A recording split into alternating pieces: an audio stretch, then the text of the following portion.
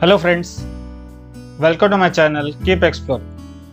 In today's video, we are going to discuss about question number 9, 10, 11 and 12 from the exercise 3.3 of the chapter Understanding Quadrilaterals for Class 8. So let's start.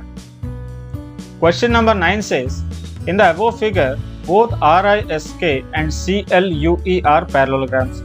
We have to find the value of x.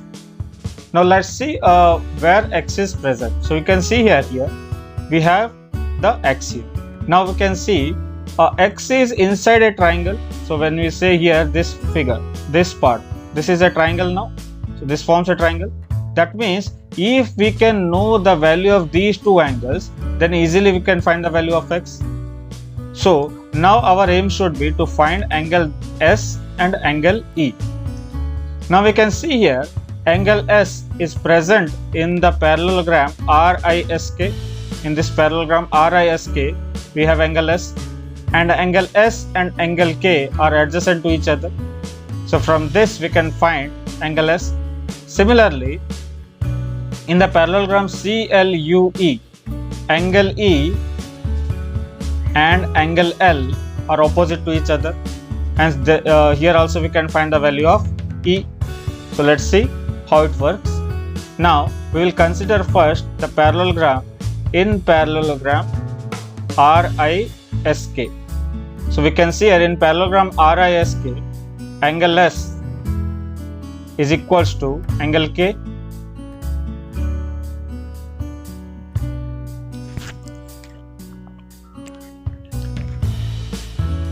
So here we see that angle S plus angle K is equals to 180 degree. As we know, adjacent angles of a parallelogram. So since they are adjacent angles of a parallelogram, they are supplementary. Supplementary means their sum is 180 degree. So angle S plus angle K, we know it is 120 degree equals to 180. Hence we get angle S equals to 180 degree minus 120 degree, we get 60 degree. So one of the angle we have got it. Now in parallelogram CLUE, so we know already one of the angle 70 degree, and we can see here angle E and angle L are opposite to each other. Only in the parallelogram CLUE, you must consider only CLUE, this parallelogram, second one. So here we say that angle E is equals to angle L. As we know, opposite angles are equal. So they are the opposite angles of a parallelogram, hence they are equal. Hence we can say angle E is equals to 70 degree. Now we have got angle S and angle E. So in this triangle, so let us name this meeting point of as, let it be A. So we can say in triangle AES, angle A, or that we can say is X plus angle E plus angle S equals to 180 degree. So this is the angle sum property. So here we say X plus angle E, how much we got? Angle E we have got as 70 degree. So 70 degree plus angle S we have got as 60 degree equals to 180 degree. Hence x plus 130 equals to 180, and x equals to 180 degree minus 130 degree, we get 50 degree. So in this way we can easily find the value of x. So we have just used the two parallelograms to find the missing angles here inside the triangle. So as x is inside the triangle, we have found the two angles of the triangle, so that we can easily find the third angle x here. So let's say another one. It says explain how this figure is a trapezium, which of its two sides are parallel. Now first you have to understand what is a trapezium. A trapezium is a quadrilateral which has one pair of its sides as parallel. So we have to just prove any one of its pairs as parallel. Now we know parallel lines. How to prove two lines are parallel? Either corresponding angles should be equal, or alternate angles should be equal, or co-interior angles should be supplementary. So here in this figure we see, in the figure KLMN, angle M plus angle L. So angle M plus angle L, that is 100 plus 80, that is 180 degree. So we can see here angle M plus angle L we get 180, hence they are supplementary now. So since adjacent angles, or we can say co-interior angles, co-interior angles are supplementary. So as co-interior angles are supplementary, implies NM is parallel to KL. Hence we have proved that these two lines are parallel. Hence these two lines are parallel. That implies the quadrilateral KLMN is a trapezium. And we have seen which of the two sets are parallel. NM and KL are parallel. So co-interior angles are supplementary. So since these two are parallel, hence it is a trapezium.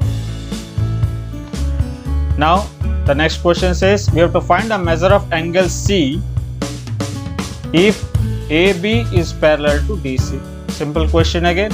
Since AB is parallel to DC, that implies, you can see here, if AB is parallel to DC, angle B plus angle C is equals to 180 degree.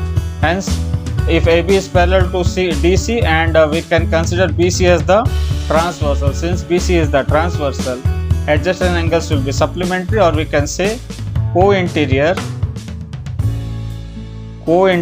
angles are supplementary. Implies angle B is how much? 120 plus angle C equals to 180 degree. Hence we can get angle C equals to 180 minus 120, we get 60 degree. So angle C will be 60 degree. So here you have used the property of parallel lines. So co-interior angles are supplementary, or we can say angles on the same side are transversal are supplementary. Now let's say here the next question says find the measure of angle P and angle S if SP is parallel to RQ. So here we see that SP is parallel to RQ. So here since SP is parallel to RQ, so we will consider the co-interior angles now. So you can say angle P plus angle Q is equal to 180 degree. As we know, co-interior angles, we can say here, these are co-interior angles, because see we can consider QP as the transversal, SP and RQ are parallel lines. So these are the parallel lines and this is the transversal. So these two are co-interior angles. Hence we can find out angle P is equals to 180 minus Q. Q is how much? Q is 130 degree. Hence we get 50 degree. So in place of Q we have used 130 degree. Similarly, we can see angle S plus angle R is also 180 degree. Same co-interior angles. So we can say here angle S plus R is how much? 90 degree. From the symbol it is clear. You can see here the symbol says this is 90 degree. So equals to 180. Hence we get angle S equals to 180 minus 90, we get 90 degree.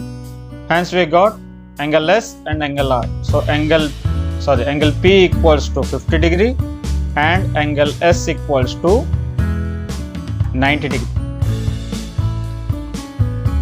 The next thing it is asking, if you find a measure of angle R, is there more than one method to find angle P?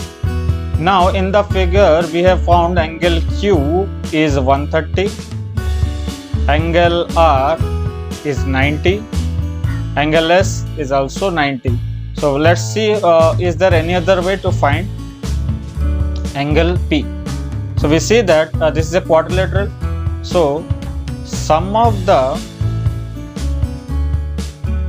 angles of the quadrilateral PQRS will be 360 degree. So we have already known this one, the angle sum property of a quadrilateral. So if you add all the angles, so starting from P, Q, R and S, it is equals to 360 degree. Hence angle P plus Q is how much? Q is 130, R is 90, S is also 90, is equals to 360 degree. Hence angle P plus 130 plus 90 plus 90, we get 310 degree equals to 360. So that gives angle P equals to 360 minus 310, that is 50 degree. So here you have used the angle sum property of the quadrilateral. So we have to remember, we can use the angle sum property only when we know the other three angles. So to find one unknown angle, we have to know the other three angles. So here we know this is 130, this is 90 and this is 90. So using these three angles, we can find the fourth angle. So we can see here, so angle P is 50 here by using the cointer property, and here also it is 50. This one we have used the angle sum property of a quadrilateral. Hope the solutions are clear. Thank you and keep exploring.